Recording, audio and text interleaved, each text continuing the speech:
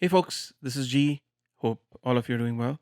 So this is a follow-up video to the last one, which was based on a vintage sampler plugin that I was making.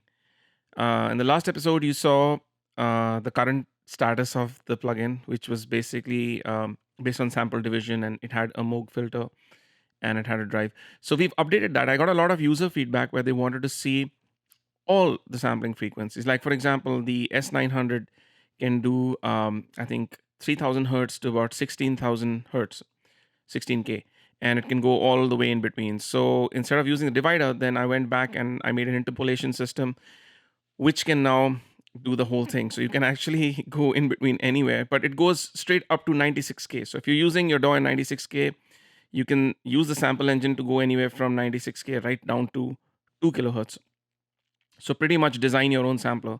Now, an important thing is that I wanted this to have characteristics of the S900, but also the SP1200. So the SP1200 has certain aliasing artifacts, and the engine of the SP1200 is basically it's got a pre-emphasis filter, there's a low-pass filter, which is based on op amps.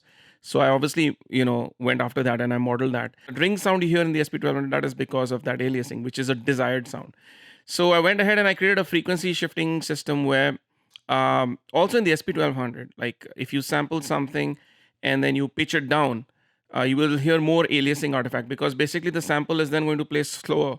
Or if you pitch it up, it's going to play faster. So although it's playing at the same sample rate, which is 26,040 for SP1200, and we have that rate in the plugins, you can actually exactly sound like the SP1200. But you also get a knob, which I'm going to just show you in this example. There's an audio demo, by the way, coming just right after my blabbering.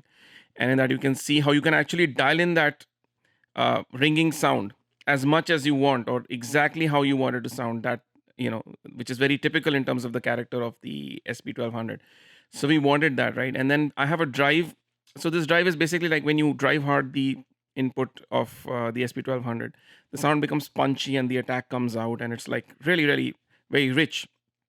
Because again, at the input stage, there's a preamp, right? And the preamp is overloading the op amp, and there's a kind of color or drive happening right there. So we wanted to emulate that because a lot of the hip hop records you hear is not just some kind of bit crushing, right? It's a lot of this stuff that's happening inside the sampler.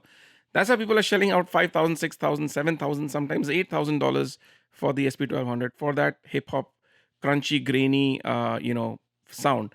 So enough of my talk. Let's go in and listen to the sounds. I will put some labels so that you can use a headphone, or if you're in a studio, hear all the artifacts which happen with the shift knob, because you can really see what's happening to certain sounds in higher frequencies and low frequencies. There is really a drastic change that happens. So anyway, here's the sound, and this is coming up soon.